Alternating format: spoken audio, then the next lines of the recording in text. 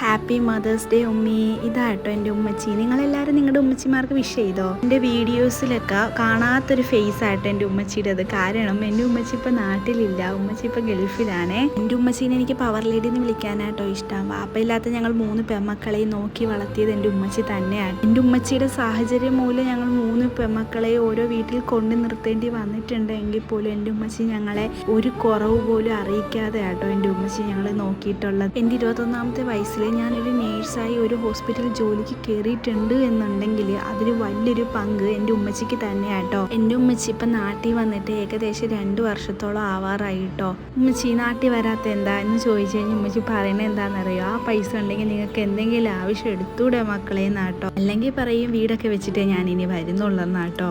എൻ്റെ ഓർമ്മയിൽ പോലും ഇല്ല കേട്ടോ പെരുന്നാളിനോ ഞങ്ങളുടെ ബർത്ത്ഡേക്കോ ഉമ്മച്ചി നാട്ടിലുള്ളതോ ഒരു കേക്ക് മുറിക്കുന്നതോ ഒന്നും. അപ്പോൾ എങ്ങനെയാണ് നിങ്ങളുടെ ഉമ്മച്ചിമാർക്ക് എല്ലാവരും കമൻറ്റിലൂടെ വിഷസ് അറിയിക്കണേ.